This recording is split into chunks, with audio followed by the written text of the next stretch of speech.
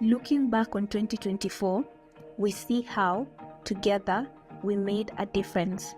From classrooms to communities, our network came together to learn, lead, and grow. This year, I've seen my students resilient, attending classes daily and coming to school every day. And despite them being refugees with limited resources in their community, this gives me strength to continue supporting them in their education journey. We've been hit hard with natural calamities like the floods and the landslides, affecting many lives. The wars in Lebanon, Palestine, Ukraine, and despite all of it, we were still in the movement.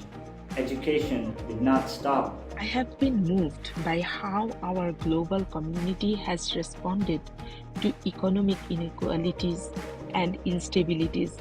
This network has exemplified resilience through collaboration and shared a commitment to reimagining education. I've been moved so much by the resilience these communities lack: access to clean water, access to reliable electricity and network, but they continue to transform lives of people through education. We are shaping conscious, committed citizens capable of building a more just and sustainable world.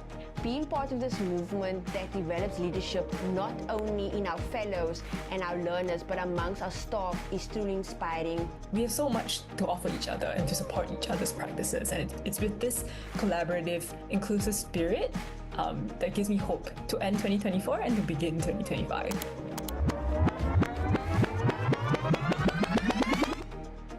This year, across 63 countries, our network connected people across borders to collaborate on a global scale. Over 5,000 members participated in 81 virtual learning experiences, 18 in-person events, and 128 community calls. Sharing knowledge, building connections, and driving impact.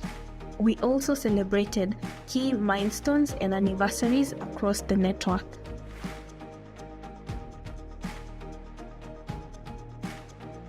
Leaders from our network amplified their voices on global stages, representing the power of education.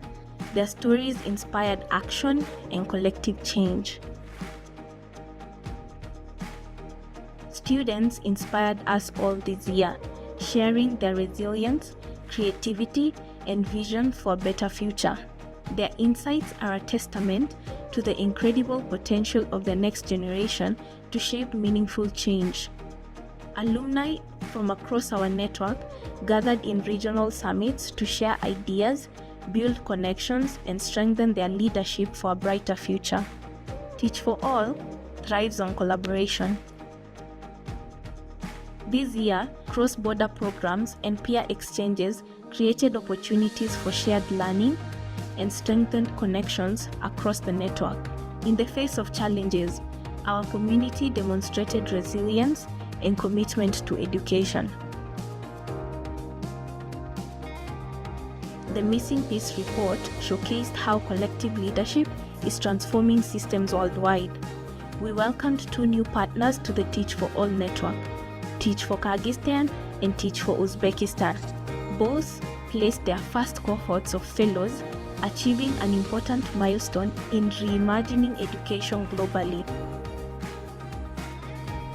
As we look to the year ahead, let's continue to learn, grow, and lead together. Let's carry forward the lessons of connection, resilience, and the power of our global network into the new year.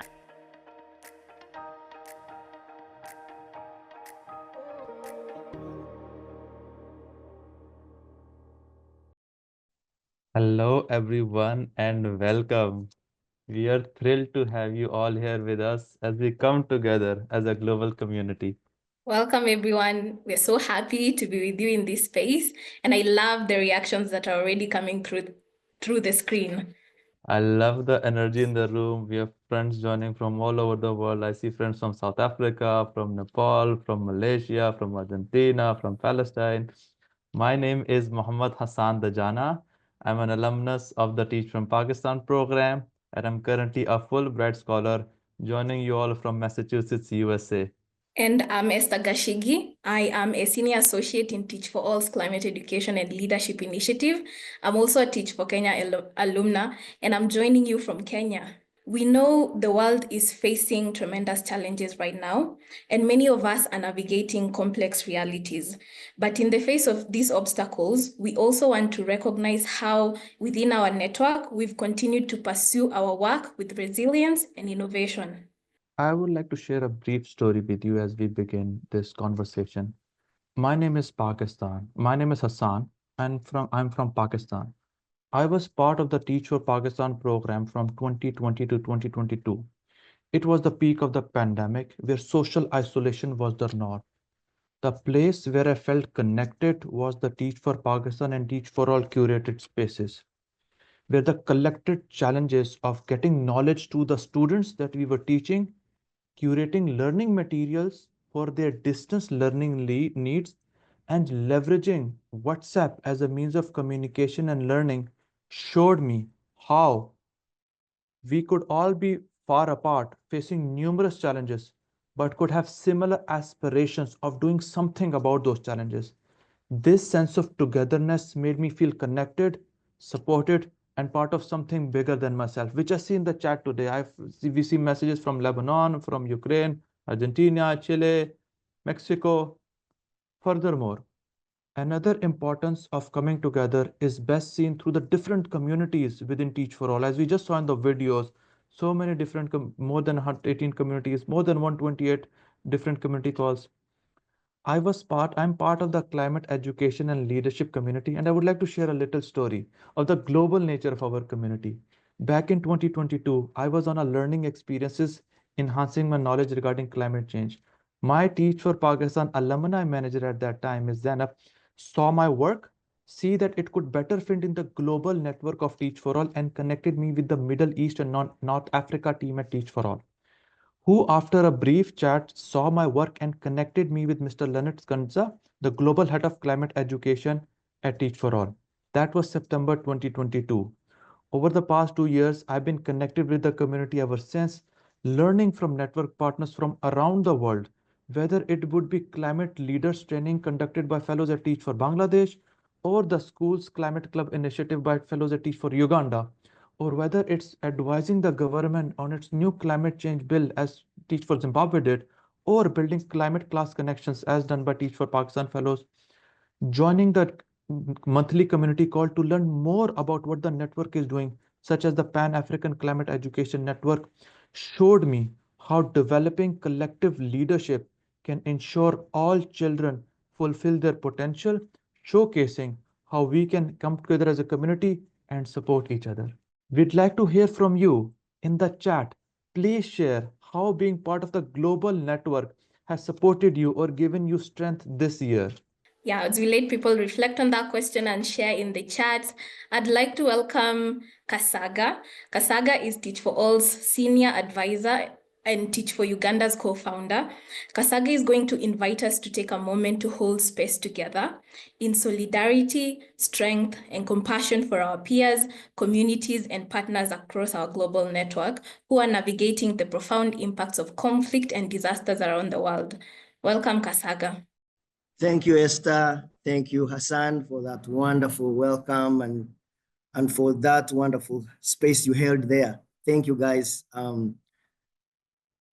As a global community, we have gone through a lot together this year. We have seen devastation happening in all forms across our communities that we partner with and even across the globe. As we gather to celebrate these wonderful innovations and incredible shifts that are happening in our space, we also want to acknowledge in solidarity our friends, our colleagues, our children, especially affected during this year in conflict beyond our imagination that we have seen in the Middle East and beyond, but also with natural disasters that have affected all of us. And so these moments for me remind me of another tough year that happened a few years ago, 2020. Personally, I was at home in Uganda, working hard to ensure that our children and my team ensuring that our children continue learning amidst COVID-19. I was separated from my loved one, my wife, who was pregnant and in graduate school in the US. It was a tough time, not only being separate, but seeing loss all around me and across the world. And then also grieving the fact that I was not able to be with my loved one and my son who was coming soon to the world, my first child. But through this community, I saw incredible, immense love. I saw incredible support, not just financial, but expertise, care, sending flowers, doing everything that they could to ensure that I felt supported, my team felt supported, and our children continue to be supported, our fellows, our alumni. In fact, at that time, Teach for Uganda, we were able to hire more team members, bring them on board, keep our team on payroll to ensure that they are doing great work. And after learning from Ensenya Brazil and their digital network, thanks to this community, we were able to launch our first of its kind in Uganda, the digital learning program that was able to reach over 5,000 children, not only provide them with COVID-19 preparation and prevention for their children, for the children and for their families, but also was able to help them continue learning at home, even though they were separate from their schools. So as we reflect, as we take time to think about what we have seen, the world is trying to separate us. Sometimes we see hate being sown instead of love.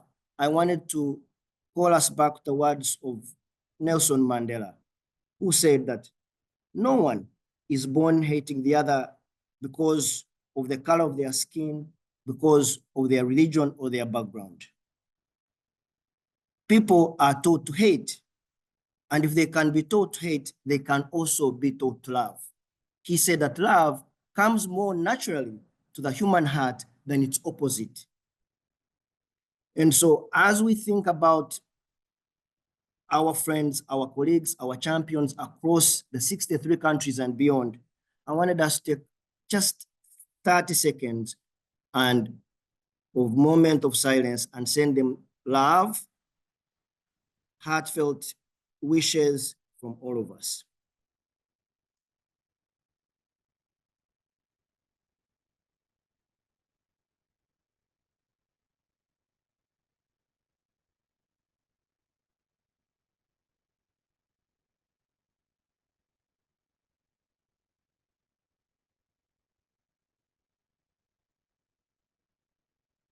And as you do that, take a deep breath in.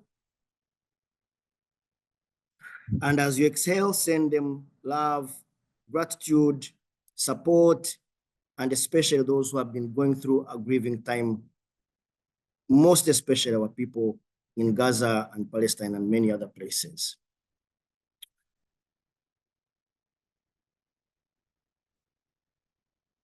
So as we go towards the end of this year, as we usher in the new year, as we plan to usher in the new year, I want us again to remind us of these great leaders who shared wisdom with us.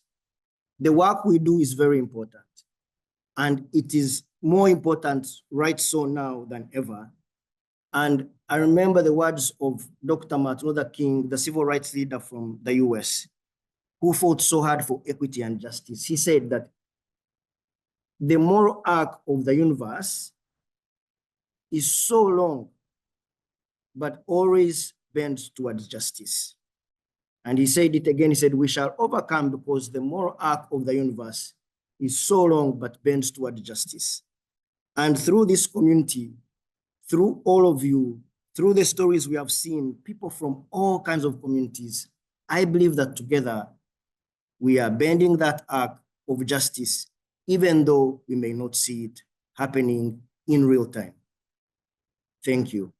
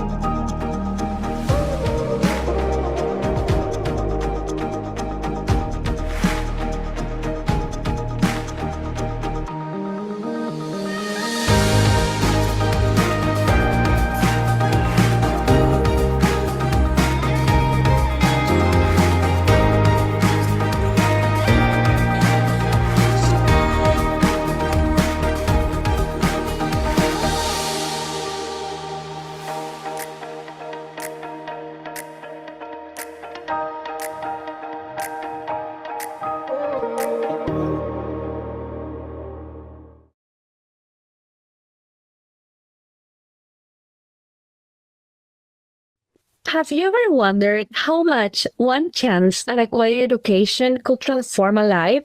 This is my family. And for us, this question is deeply personal. My name is Lindsay, I'm 17 years old, and I'm from Peru, a place rich in cultural heritage and resilient communities, but also one where access to quality education remains out of reach for many students. My father's story embodies this struggle. He dreamed of becoming a business owner, building a successful bakery, and providing for his family. However, he grew up with limited educational opportunities, keeping him in cycles of hard labor and missed chances. Despite all these difficulties, he never let go of his dream, and instilled in me the belief that education could be the path to a better life. He encouraged me always to go beyond what we had, pushing me to seek the knowledge and tools he couldn't access to. This lesson became the foundation of all my journey. When I was 14 years old, I got my chance. I joined Enseña Peru's Student Leadership Program, a focused 1.5-month initiative designed to empower young leaders and provide them with the tools to transform education. This was definitely my chance at a quality education, and it has transformed me. The program not only equipped me with practical teaching skills, but also placed me in direct contact with underserved students, allowing me to learn firsthand how leadership and confidence are built through real-life experiences. I also learned how to adapt lessons to diverse learning settings, inspire resilience in students facing personal challenges, and most importantly, how young people like me can be the catalyst for change in our communities. I realized that leadership isn't about authority. It's about responsibility, empathy, and the willingness to take action. As I mentored new participants in a student leadership program, I began to see leadership as something that grows in collaboration with others, especially other young people. This realization led me to Wake Up Now, an organization co-founded by 8 students from Enseña Peru. The goal was to create a platform and organization where students could develop leadership, emotional intelligence, and critical thinking skills, all of which we know are vital for navigating today's challenges. At 14 years old, I assumed the role of CEO after some months of its creation. Through Wake Up Now, we empower students to lead community projects aligned with the United Nations Sustainable Development Goals. We believe that the leadership needed to solve the world's problems must be grounded in empathy, self-awareness, and collaboration. Since its creation, Wake Up Now has impacted over 10,000 students across 6 countries in Latin America. Our main program, called Impact Up, provides a platform for students to lead initiatives that create meaningful change in their communities. We have been able to raise over 35,000 soles, or around $10,000 in funding, which has allowed us to expand our reach and deepen our impact. This journey has shown me that confidence is built through action, through seeing the impact we can have when we step out and lead. The more I grew in confidence, the more I realized that young people, regardless of their age, have the ability to drive real change. Our voices matter, and when we collaborate with adults and one another, we can create solutions that change lives and communities. The potential for transformation is limitless.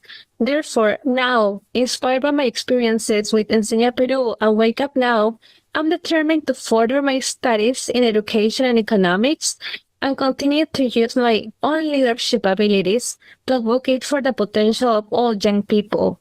I have applied to different scholarships to study in the US, but my goal is to return to Peru to come back here and help create educational systems that provide the support and resources my parents and so many others never had. Now, imagine a world where every student had access to the same opportunities I had with Enseña Peru, and every one of them was empowering 10,000 others, as I am with Wake Up Now. What kind of transformation could we achieve? The potential for change is limitless. but it starts with each of us. What steps will you take to meaningfully empower students and ultimately transform communities in your country?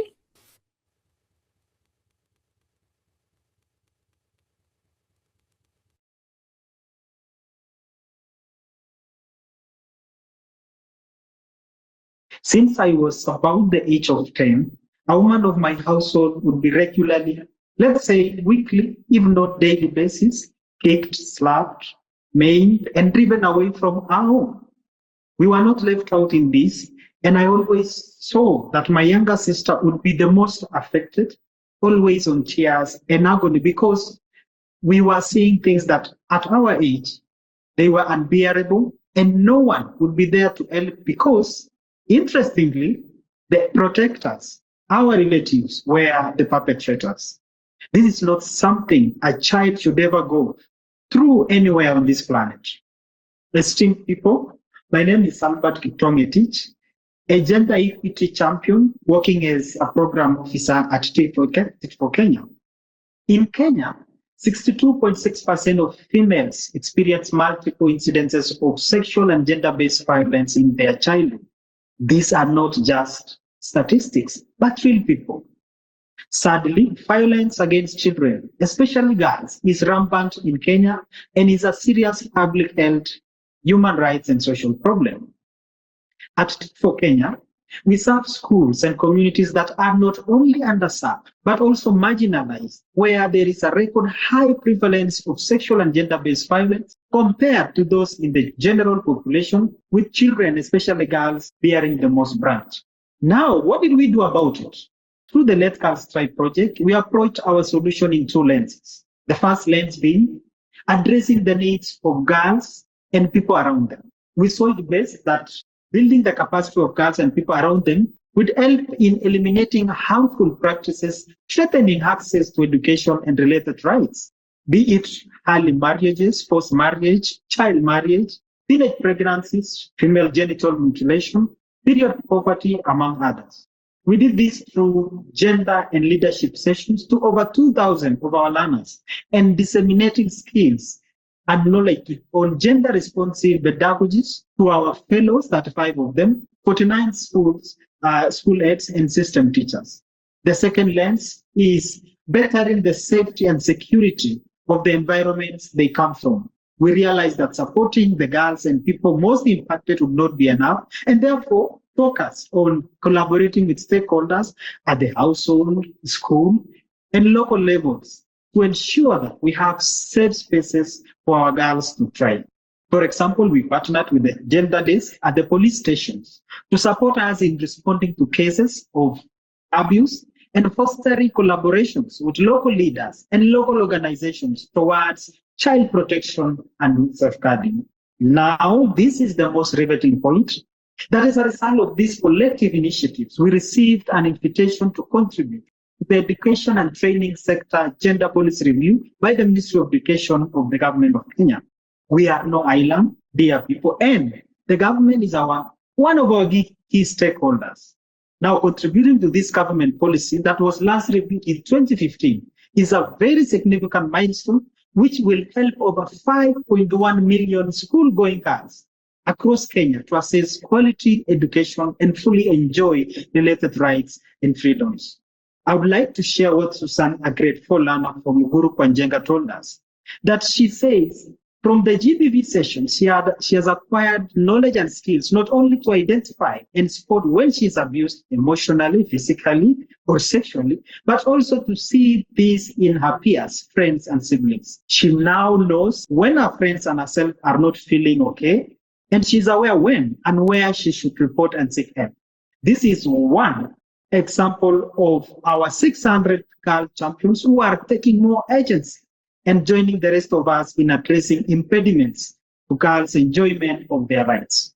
We have come a long way and continue to scale up these efforts, but as a male person in this space of championing gender equity, I confidently dare say that we can do more in this collective effort. What do we really want to see in our schools, families, and communities that our girls come from? Is it safety or anguish? Where And how can we work alongside stakeholders to create safe spaces for our girls to thrive and reach their full potential in our various contexts?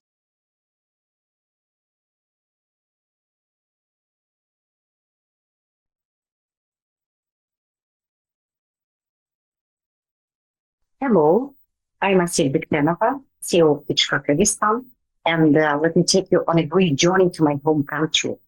Kyrgyzstan is a place of breathtaking beauty and rich culture, but also a place facing significant challenges.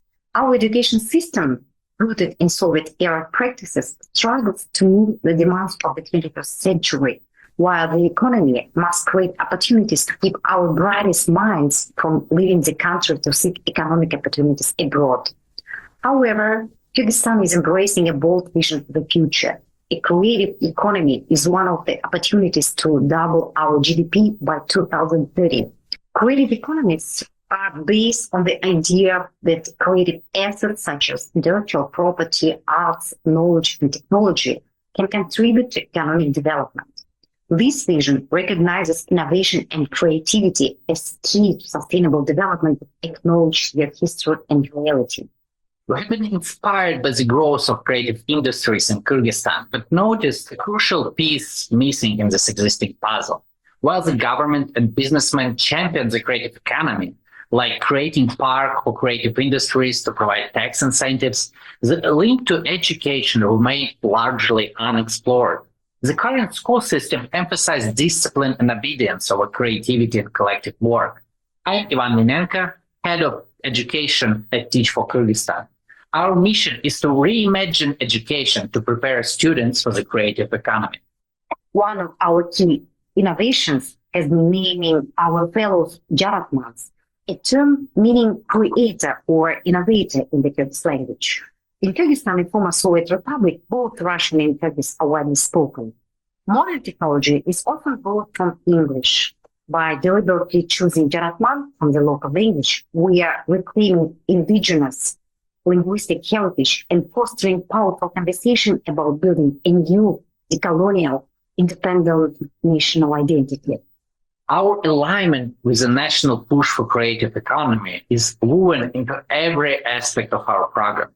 Our recruitment campaign, Become a Jaratman in Education, attracted over 1,000 applicants, 35 of whom we invited to our summer institute. But recruitment was just the beginning. We carefully selected 9 partner schools through a rigorous process, conducting interviews with 35 school principals and visiting 18 schools.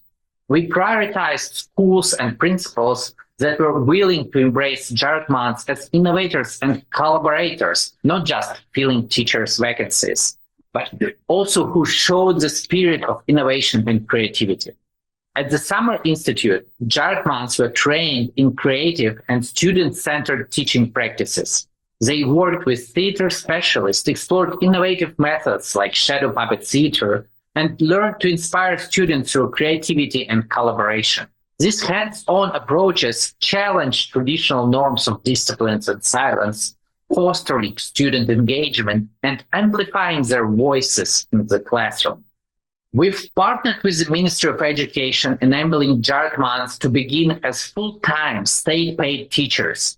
Inspired and moved by our commitment to creating a different future, we collaborated with the International University of Central Asia to establish a new master's program, Pedagogy During Time of Change. This year, we placed our first cohort of 29 Jaratmans in 9 partner schools, where they are already driving change. In one rural school, Jaratmans launched a student-run media club, empowering students to tell their own stories, and they are already seeing social media success.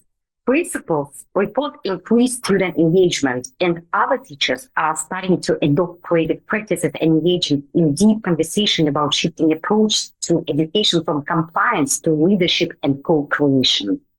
In the spring, all 9 schools will participate in the annual Create for Festival, where Jaratmans and students will organize events to promote creative industries within their local communities. Looking ahead, we aim to expand our impact by recruiting more Jaratmans and ensuring that alumni are advocating for policies that prioritize creativity and innovation in education. Kyrgyzstan's future depends on preparing its youth for a dynamic, creative economy. And Teach for Kyrgyzstan and our Jaratmans are proud to lead this transformation. As we share the story of our Jaratmans and Kyrgyzstan's journey towards a creative economy, we invite you to reflect on your own country's history, strength, and needs. What kind of future do you hope to build? And if our fellows and Jaratmans, creators and innovators, how would you define the role of your fellows and alumni? And how will they contribute to the transformation you envision?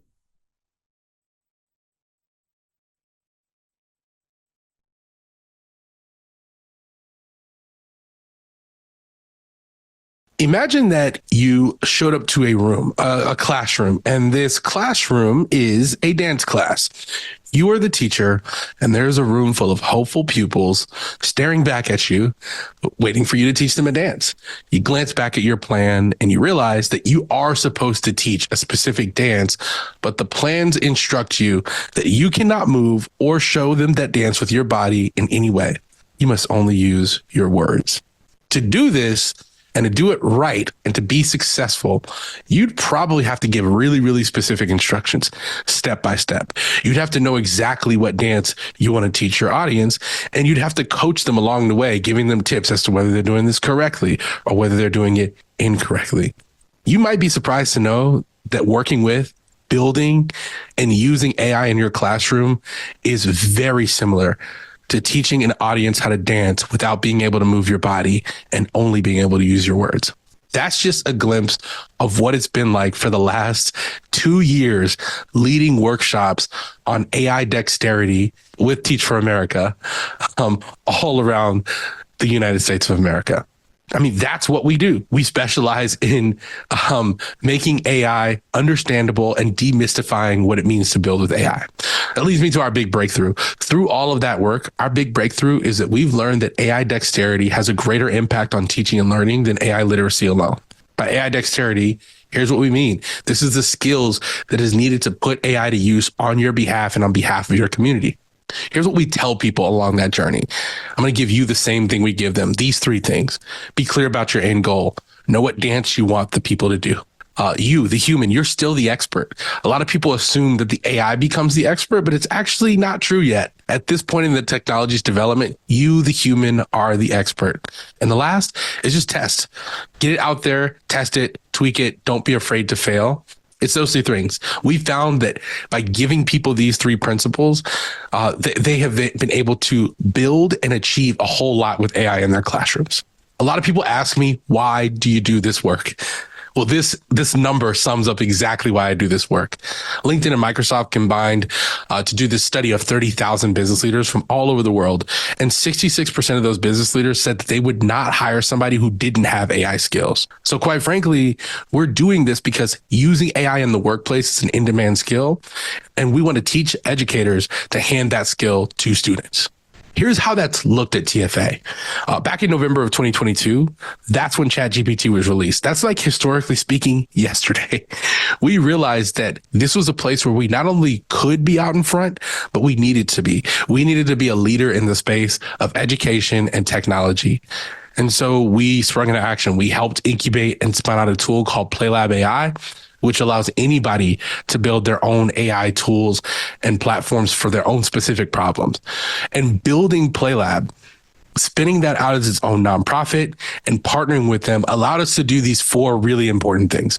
The first is that AI and AI education has become a part of our Summer Institute. We also have an initiative to train every single staff member at Teach for America on how to use AI in their specific role. We have an org-wide AI statement that outlines both of those 2 previous initiatives. And we've been able to establish 5 AI hubs in different cities around the United States for piloting and testing different cool AI offerings.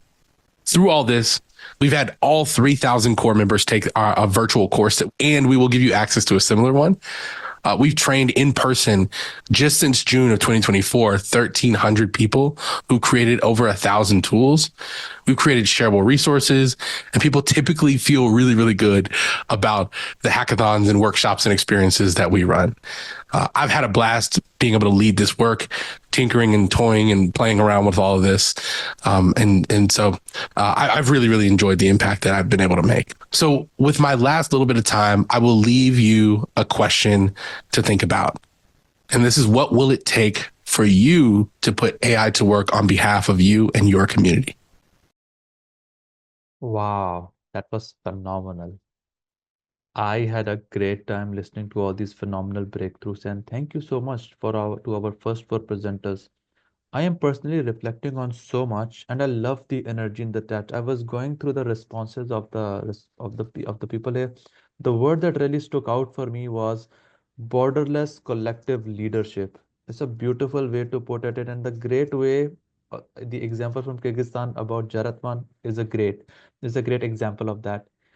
Keep those comments and reactions coming. Keep building those global connections and these borderless collective leadership. So let's recap what we just heard. First, we heard from Lindsay, who is a student leader from Enseña Peru and the CEO of Wake Up Now. And the question she asked was, what steps will you take to meaningfully empower students and ultimately transform communities in your current country? I saw one comment that listed down like 14 years old as a CEO. That's what leadership does to you. That's what it's possible for you. Second, we then heard from Albert from Kenya about collective action for girls, who asked where and how can we work alongside key stakeholders to create these safe spaces for girls to thrive and reach their full potential in our various contexts. Next, we heard from Azel and Ivan from Teach for Kyrgyzstan, who asked us to reflect on what kind of future do you hope to build, and how would you define the role of your fellows and alumni, and how would they contribute to the transformation you envision. Finally, we heard from Mike from Teach for America, who asked, what will it take for you to put AI to work on behalf of your country and community?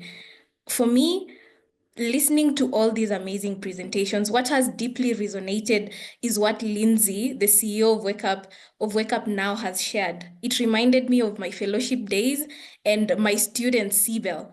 At just 9 years old, Sibel was able to lead the climate education work that we did at our school with the support of teachers, parents, and Teach for Kenya.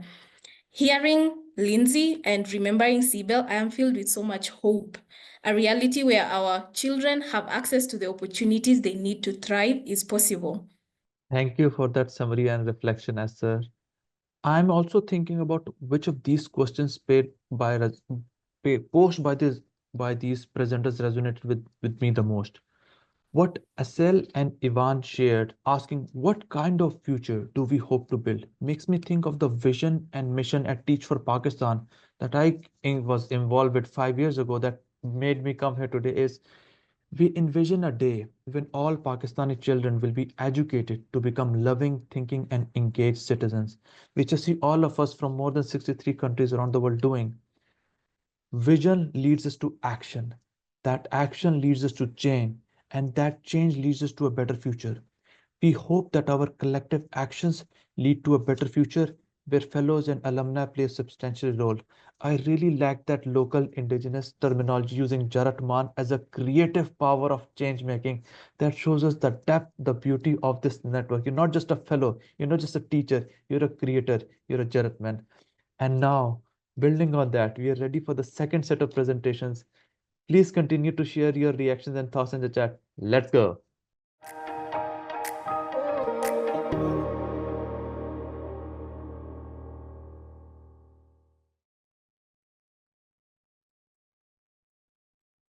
Namaste. April 1930, on the shores of Dandi in Gujarat, India, Mahatma Gandhi picks up salt, declaring the rule of Purna Swaraj and independence from British authority. This seemingly small act was the culmination of decades of collective action by millions, uniting India on its path to freedom. April 2024, in a public school in rural Bengaluru, The head teacher, Mr. Murali Krishna, collects his students and brings them to school. He bakes them pizzas. Through these seemingly small acts, he engages his students and puts them on a path to learning and freedom.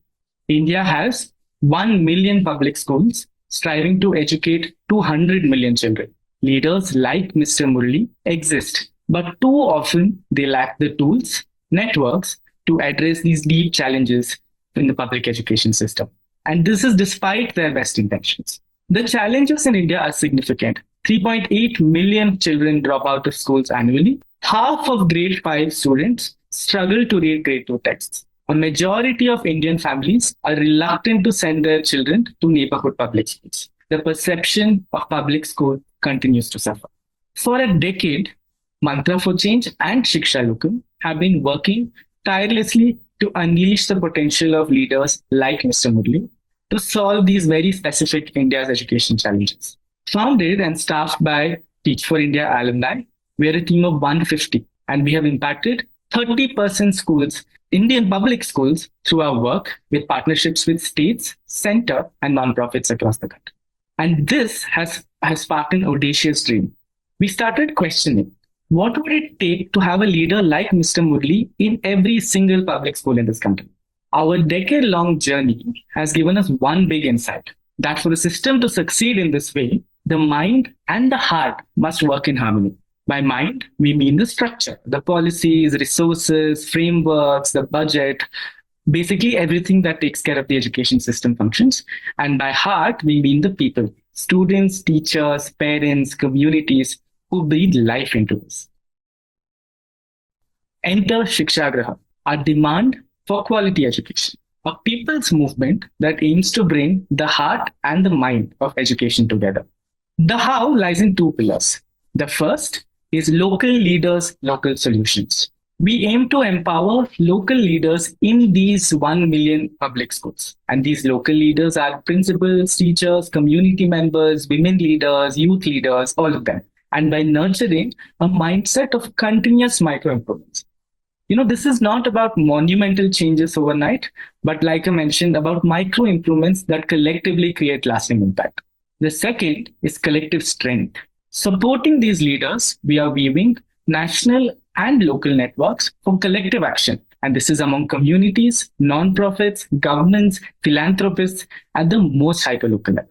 India has 700 districts that are now units of change. We bring together groups of stakeholders to build relationships, develop shared purpose, and work together on shared plans. These collectives design and implement programs locally. Instead of adopting a government or a funder-first approach, we've attempted a Samaj or a people's-first approach to systems change in education. We're influencing top-down government visions and complementing that with grassroots organizing. Already today, Shikshagraha, the movement, is growing with a lot of love, a lot of passion, and incredible momentum across the country. In collaboration with 30 plus dedicated partners and government bodies, we are already driving improvements in 10,000 public schools in 27 districts and 12 states. 7 years so far, we've catalyzed 900,000 micro improvements. Stories of change are already emerging. Like the inspiring women leaders in Bihar, one of the most underdeveloped states in the country. And these women have rallied their communities, bringing together over 65,000 parents to pledge their support for girls' education. And this is happening in the remotest corners of the state. Just as Gandhi's act of picking up salt symbolized a powerful and united call for freedom, Shikshagraha is our collective call for freedom through education. Leaders like Mr. Murali are the torchbearers of this movement, proving that the smallest acts of commitment can create ripples of change. This is not just about one leader or one school. It is about galvanizing a nation to reimagine education, one community, one school, and one child at a time. So as I conclude, the question for all of us is, what can you do to unleash a movement of Mr. Murali's in your context?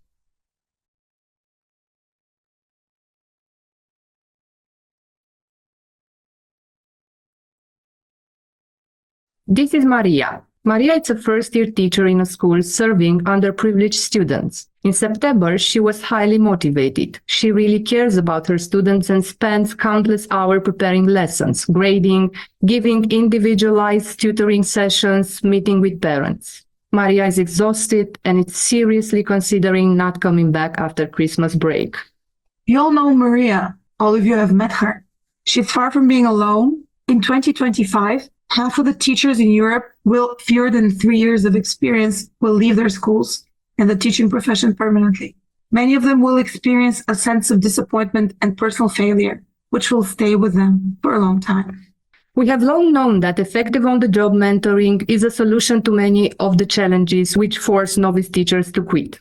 The teacher coaching approach take across the Teach for All network for working with students from vulnerable and underprivileged communities has proven to be effective over time. Hi, I'm Oana, Public Funds and Foundation Director at Teach for Romania and National Coordinator in NEST project for 3 years. Now, thanks to our network breakthrough, novice educator support and training, we have been able to first convene different stakeholders from government to university and teacher unions, and second, to influence national policy, so that many more teachers inside and beyond our network have access to our adaptive mentoring approach, and by which we can keep teachers motivated and retain them more effectively across the European Union. I'm Nelly, the Chief Officer of Public Partnerships at Teach for Bulgaria. I was also the project manager for NEST, a European Commission-funded project in support of policy reform through cooperation. It ran between 2021 and 2024. It saw 16 Teach for All country partners, educational authorities, and even teacher unions working side by side in 7 education systems across Europe. It trained 450 mentors who then in turn supported 1,300 novice teachers. It produced and validated a mentor support curriculum. Its effectiveness was evaluated by the team at the University of Duisburg-Essen in Germany, and the overall execution of the project earned an outstanding score, 9 out of 10, from the European Commission. The impact on policy influencing has been remarkable. Let me just share 3 examples on how this collaborative project has led to our approach being widely adopted at national level. In Spain, the government of Catalonia was so inspired that it tapped into the European Social Fund Plus funding to upscale an induction program for novice teachers in the region. In Romania, institutionalized this curriculum so that all the teachers and mentors in the country can benefit from our approach to mentoring. And in Bulgaria, training of mentors following the NEST model is being carried out and funded by the municipalities after the project's end.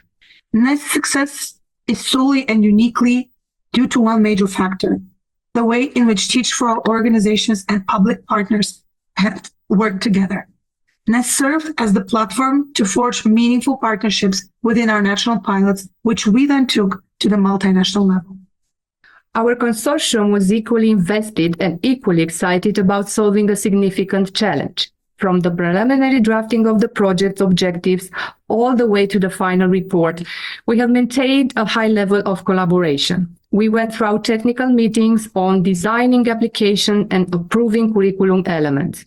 We looked into the execution and implementation challenges. We overcame challenges with documents and ordinances at the country level. This will come as no surprise to you. Cross-country projects are complex. They have to take different contexts into account. Joining consortiums with government partners can be slow work, but it's worth it. It's worth it to do it because they are a great way to build collective leadership by forging strong relationships and broadening our impact across a number of educational systems. The recipe for success is being transparent about the problems, open when looking for shared solutions, and above all, grateful for the opportunity to learn from one another.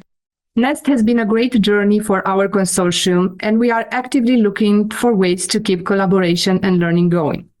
We know that there are many more teachers like Maria everywhere in the world. All of them can benefit from the types of partnership that help scale our impact and influence policy reform. But before we leave, we wanted to ask you, how could cross-sector collaboration, like the one in NEST, help address challenges in your educational system?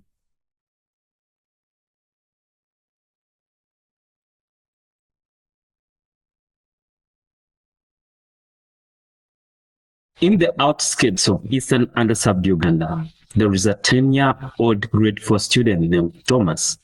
Thomas wants to become a doctor, and he understands he needs education to achieve his dream.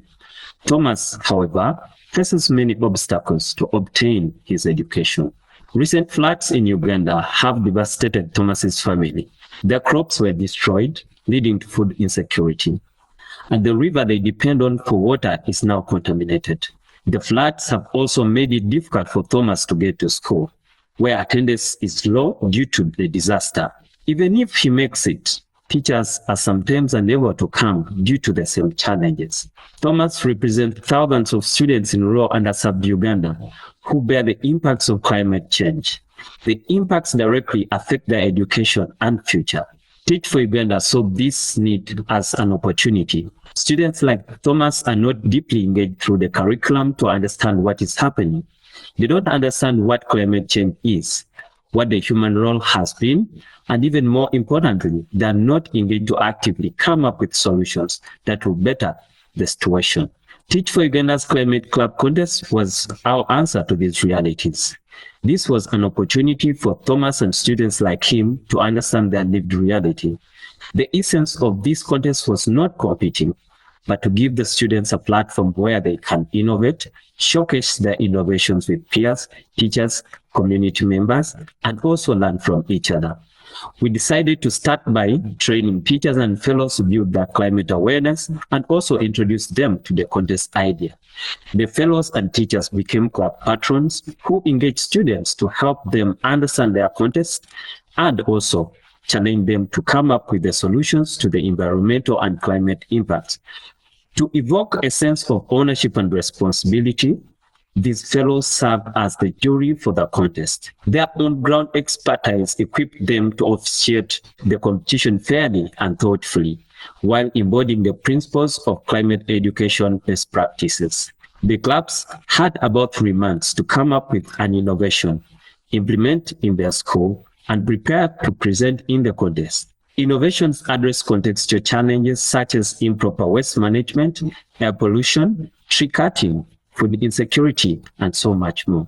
The contest essence was to engage the partner schools, community members, and government agencies in learning from tangible, actionable examples of climate solution. This was an opportunity for all stakeholders involved to not only understand the contextual challenges, but also witness what is possible throughout collective action. Thomas and his peers tackled flooding by raising community awareness on ways of preserving natural water catchment areas and led a tree planting campaign to highlight the critical role of trees and vegetation in stabilizing riverbanks and reducing flood risks. They presented this at the contest, and from the other projects, they now confidently understand how to preserve food, produce organic manure, make wood-saving soaps, raise nursery bed, and purify water. At his school, you can now see traces of this cross-pollination. They reuse their waste and they use the energy-saving stoves in their kitchen. They also have a vibrant garden where they are growing food. This can be seen across all schools and beyond the schools. They have transcended their learnings to parents and other community members, empowering them to address climate change and environmental challenges as well. This contest and its success has attracted partnerships and awards. We partnered with TriTrees and various government agencies and officials to make this a success. We also recently received the International Creativity in Education Climate Action Award. Together with partners, we plan to implement this again next year and engage more schools. While Thomas and his peers bear the brunt of climate change, they now know they can do something to shape a better day and tomorrow. The agency and leadership has been built, and the future is optimistic. As you reflect on Thomas's journey, I want to leave you with this question. How can we harness the power of student agency to catalyze community-driven climate action, ensuring that solutions come from within and create lasting impact, transformative change?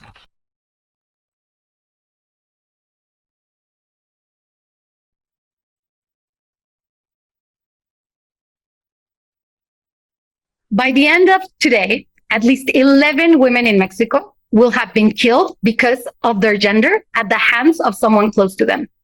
7 out of 10 Mexican girls and women have experienced some sort of violence. 1 in 7 births in Mexico are of girls younger than 15.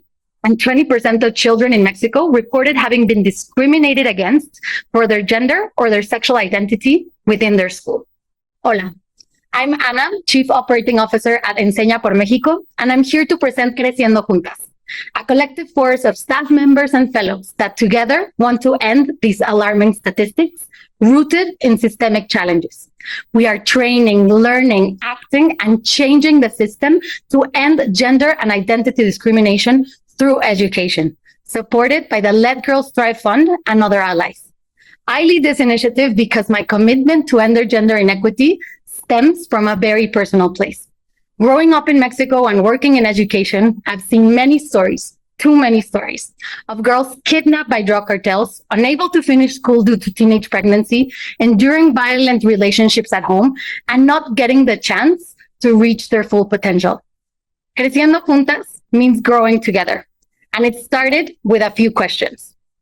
Are we as organizations acting as we want the system to act? Are we making the internal changes needed to actually say that we are being part of the transformation? Gender equality requires us to act on that conscious leadership we strive to develop.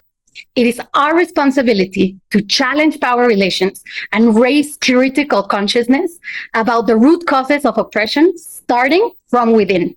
By training, supporting, and reflecting along with staff, fellows, experts, and community members, we are ensuring that our day-to-day activities and strategies incorporate human rights and gender perspectives. This effort has taught us 3 things we want to share with you. 1, involve everyone. Every person in the organization has to understand that each role is crucial to the success of this initiative. Education organizations often ask those working in the field to implement projects without making the profound changes they suggest in technical, operational, programmatic, and administrative areas. Involve external experts and local organizations as well that can give feedback and strengthen what you are doing. Learn from the evidence. Data-driven interventions are more effective. By measuring, identifying needs, challenges, and successes, we can create a program that not only addresses gender disparities, but also creates lasting, meaningful change, adapting our strategies over time by identifying what works and what doesn't. Let communities and fellows lead the way.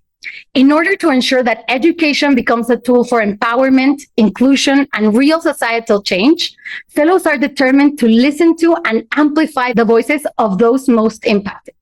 By drawing on this effort and what fellows are experiencing in their classrooms, we have adopted a more community-based and local approach that included changing our initial general objectives to incorporate more focused topics and additional support that targets specific needs. What started with 20 fellows has grown to 100 fellows and 50 staff members, impacting thousands of students, empowering girls and young women through safer educational environments. Additionally, we have implemented gender-responsive practices, such as increasing maternity and paternity leaves and incorporating a menstruation leave, changing recruitment, evaluation, and ongoing support processes to question unconscious biases, and establishing an inclusive language framework. So what now? As we move through the gender equality spectrum, we continue to challenge our own practices and mindsets to ensure that every staff member and fellow can incorporate gender-responsive goals into their work. We're aiming to remove structural barriers from within our organization and classrooms, and eventually support and promote alumni to transform policies and continue innovating towards gender equity. Finally, it is crucial to understand that gender equity strategies in educational contexts must be intercultural, intersectional, and anti-racist, or real equality will never happen. We need educators who understand not only how to educate, but also how race, culture, socioeconomic context, disabilities, and other identities can add additional barriers. True equity in education isn't just about opening doors. It's about ensuring that every door leads to a path where every individual, regardless of gender, identity, or background, can walk freely, thrive, and lead. How can you foster a culture of gender responsive leadership and decision making within your team or organization? What will you do today to challenge the systems that keep this injustice in place?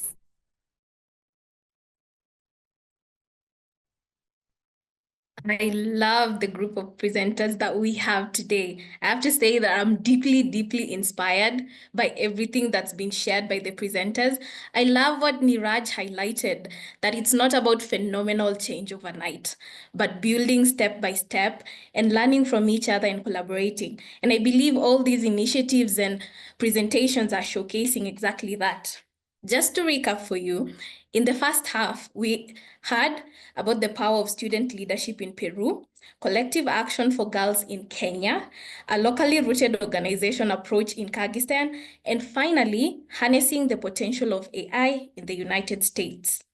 In this second half, we heard from Niraj, a Teach for India alumna, who asked, what more can you do to unleash a movement of Mr. Murali's in your context? We then listened to Oana and Nelly, who represented 5 European network partners' collaboration on NEST. They asked, how could cross-sector collaboration, like the ones in NEST, help address challenges in your education system? Next, we heard from Ivan Samuel from Teach for Uganda, who asked us to reflect on how can we harness the power of student agency to catalyze community-driven climate action, ensuring that solutions come from within and create lasting transformative change. Finally, we heard from Ana from Singapore, Mexico, who encouraged us to ask ourselves, how can you foster a culture of gender responsive leadership and decision making within your team or organization? What will you do today to challenge the systems that keep these injustices in place? As we process all of what has been said, all of what we've had, we're going to take a moment to reflect. What action do you want to take, or what conversation do you want to have based on something you have had today? Who do you want to have it with, and why? For me, I'm thinking I'm going to reach out to Lindsay to deeply understand her work and also explore how she and my student Sibel can connect and learn how we can adopt their solution here. Now, let's take 1 minute to think about this action or conversation that you want to have. You can write it down, or you can reach out immediately by sending a quick email or a direct Zoom message in case the presenters are in the call. So we'll take that 1 minute starting now.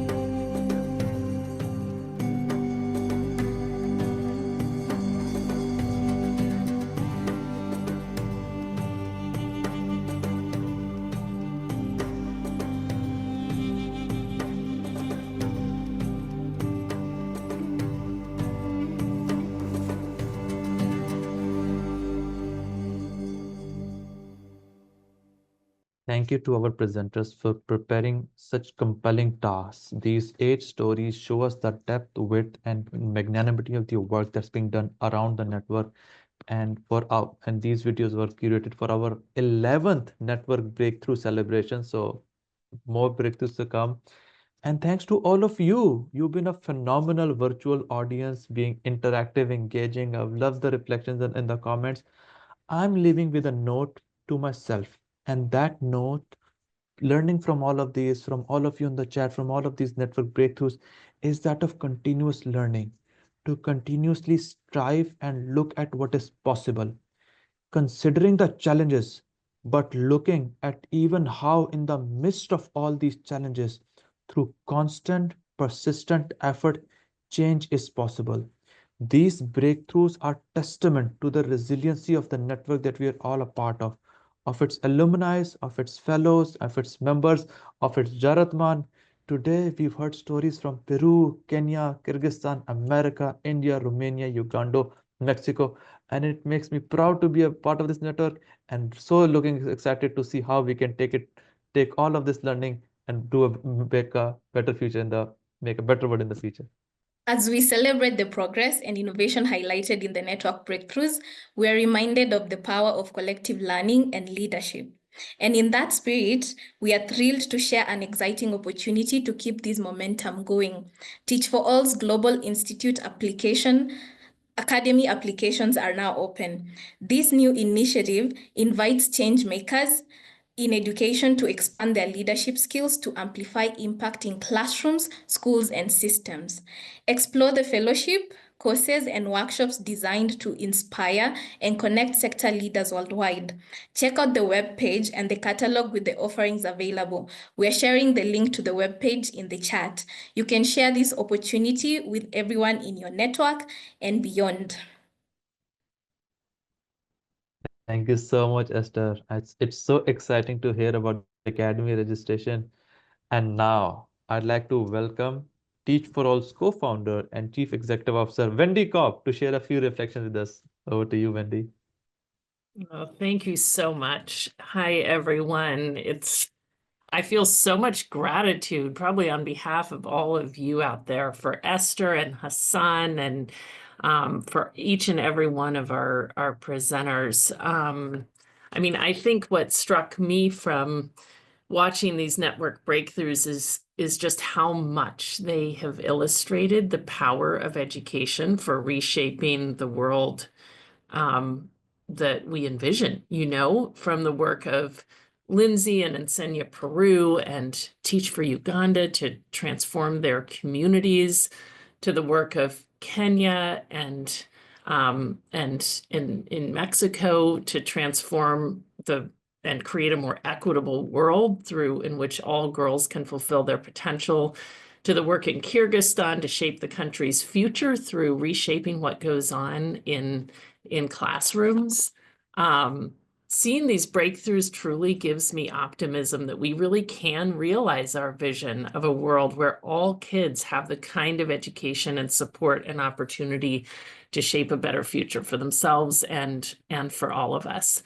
And seeing the examples from India and our European partners and from Teach for America shows us the path to fostering collective leadership and leveraging all of our people power and all of our technological and other resources to actually realize that end. So I'm just feeling lots and lots of optimism and hope and excitement to be here with all of you. I wanted to step back at this point and also take a moment to recognize, on behalf of our whole network, our invaluable supporters of Teach for All, whose commitment and generosity enable this work. I can see some of you out there on this call with us today. Thank you for joining and for all of your support, many of you across so many years. As many of you know, every year we recognize one of our supporters with the Tiger Award. Created in 2014, this award was named in honor of its inaugural recipient, Julian Robertson, who had this affinity for calling his ventures and the people he supported tigers. And we found the term fitting, given that tigers represent leadership and courage and tenacious endurance. And that describes not only the leaders and who we're all working to develop across our network, but also our supporters who have stood with us through the long game of this work.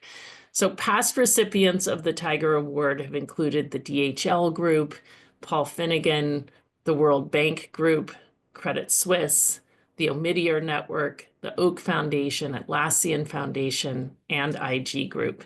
And this year, we would like to celebrate the UniCredit Foundation and thank them for their truly transformative commitment to education and their belief in our shared purpose.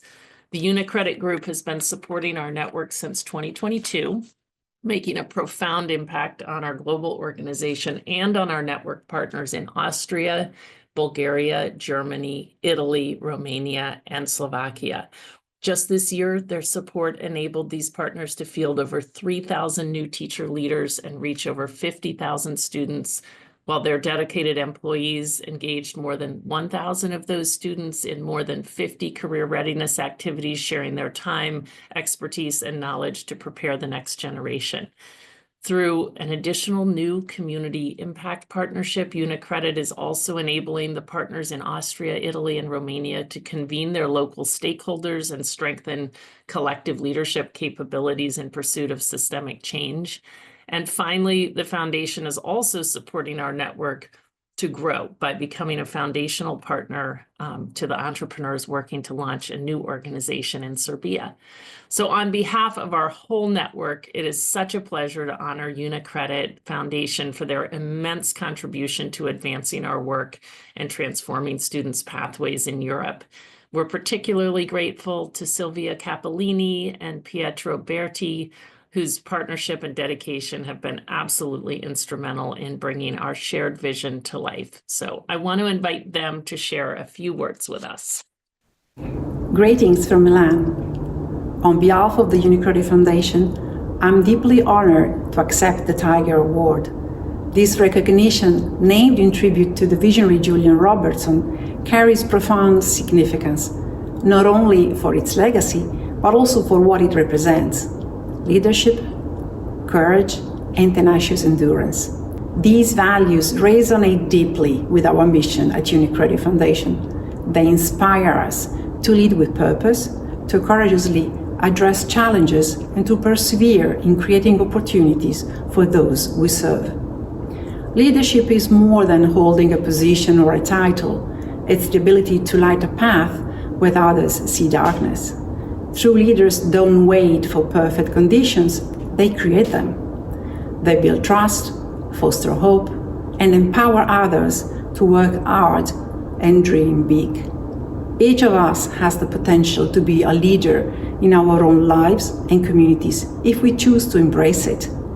Courage is the spark that ignites action. It's not the absence of fear, but the ability to move forward in its presence. Courage allows us to take risks, challenge the status quo, and stand firm what we believe is right, even when it's hard. Without courage, innovation stagnates, progress halts, and dreams remain unfulfilled. And then there's endurance, that quiet, powerful force that keeps us moving when the road gets tough.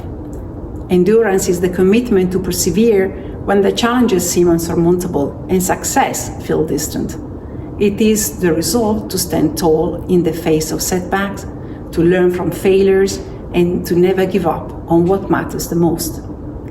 In a world that is constantly changing and becoming even more disruptive, one constant remains: education. It is the foundation for individual success and a key driver of society growth. In Europe, countless young people have untapped potential just waiting to be unlocked. At UniCredit, we recognize our responsibility to identify, support, and empower the next generation.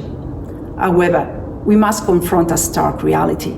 Education inequality persists across our continent, where only 1 in 5 15 years old is unable to meet grade-level standards in reading, math, and science. This is not just an academic issue.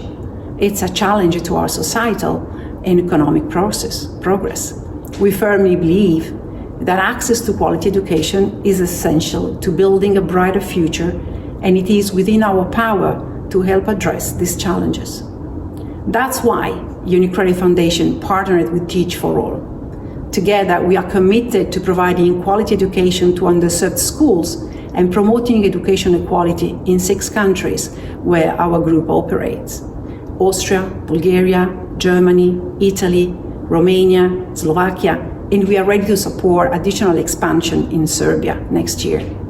In the past year alone, this partnership has achieved remarkable results. Over 945 Teach for All fellows have been trained and supported, impacting the lives of more than 54,000 students across Europe, and this is just the beginning.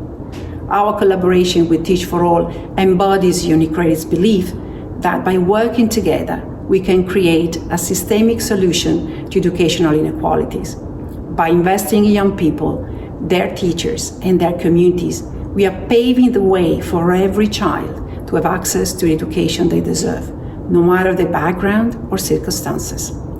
Education is not just about preparing for the future, it's about shaping it. And with your support, we can continue to unlock the potential of Europe's next generation and build a more promising future for all of us. Thank you. Thank you so much, Sylvia. I think you all can see just how much shared vision and values are at work in this partnership.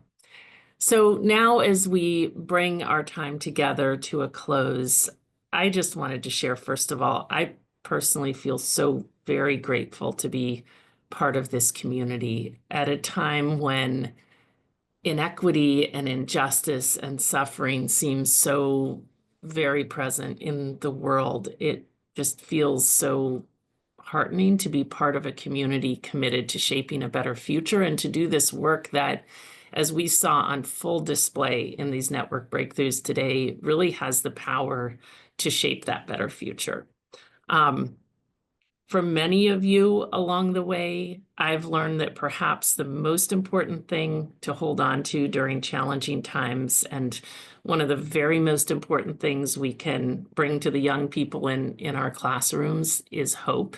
And so I'm going to leave you shortly with messages of hope from all over our community. Thank you for joining, everyone, and sending you all good wishes as we close out this year and look forward to the next. I connected with students from around the world and learned how to share my ideas more effectively. Our generation is full of ideas and ambition.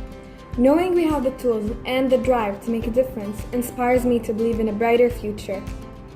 What has given me hope for the future is seeing how people like me are taking small but meaningful action to improve our community.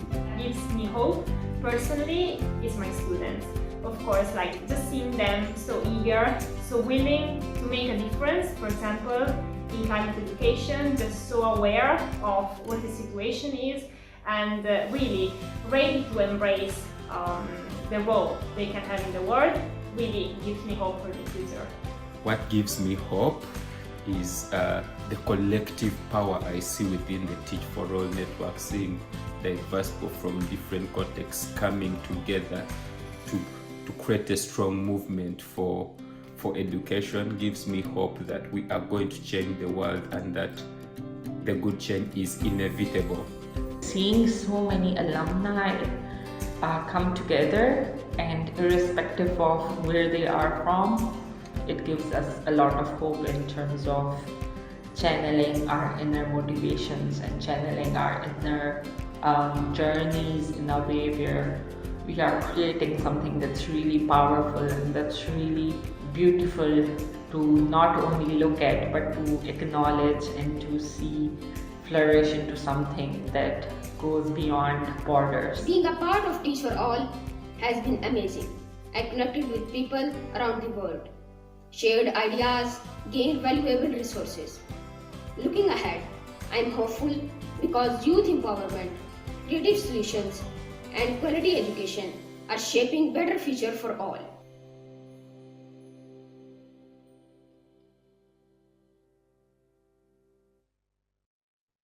Thank you so much, everyone, for joining. This has been so wonderful. I am personally leaving this space with so much hope and so much gratitude for this network. It has been wonderful to hold this space with you all. Hassan, Kasaga. Absolutely, I totally agree with the sentiments. Esther, it's been a phenomenal time with spending with you all, learning, looking at your comments, your energy, enthusiasm, learning so much, and I'm really excited to where we go from here. So thank you so much, everybody, for giving us the most valuable thing that you could, your time. Thank you. Thank you so much, all of you, for being here, and to our wonderful community. And for me, I live with the hope from Nasil, the wonderful young boy who just shared really that he sees a hope in our world, and our collective efforts will make the futures of people like Nasil and many others, young people across the globe, find a world that we can all be excited to live in. So thank you. I am honored to be here and have a wonderful time. Bye. Have a good rest of the day. Bye-bye.